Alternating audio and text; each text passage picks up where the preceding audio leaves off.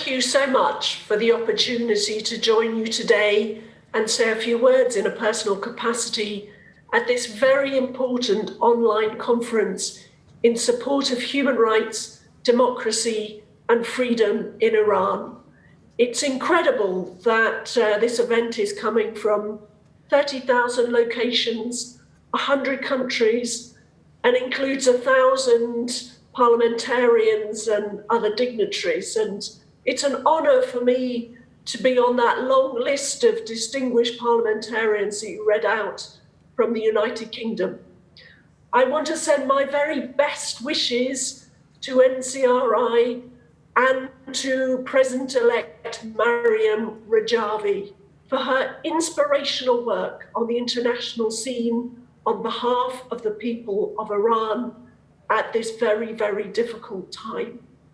Of course, we all know that the human rights situation in Iran continues to be appalling. And on top of this, we now have seen the disastrous handling of the COVID emergency by the Iranian government. It appears only too clear that the mullahs have placed their own political priorities ahead of efforts to keep people safe from COVID. The outbreak is just being used as an excuse to intensify domestic repression. In the COVID crisis, consistent with their approach over decades, the mullahs seem entirely lacking in care or compassion for the people of Iran. And they seem disastrously lacking in competence as well. The survival of the regime appears much more important to them than saving lives in the health outbreak.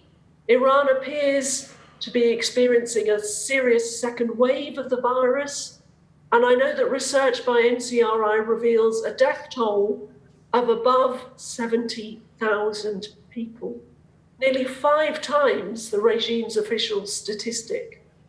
Amid all of this, the commander-in-chief of the Iranian Revolutionary Guard, responsible for so many atrocities, the commander-in-chief of that organization is reported by the media as saying that the regime will use all means to manage and control the consequences of any potential uprising or opposition.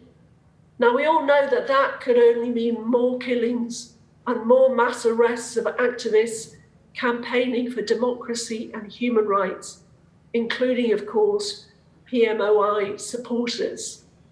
So that's why our conference today is so important.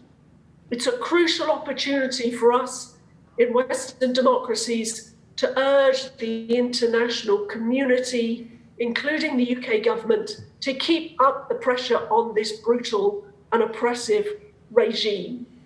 And it is also an opportunity to send a message of support and solidarity to the people of Iran, so that they know that we here stand with them at this terrible time, and so that they know that we share their goal of a free and democratic secular Iran, where the rule of law is observed and human rights are respected.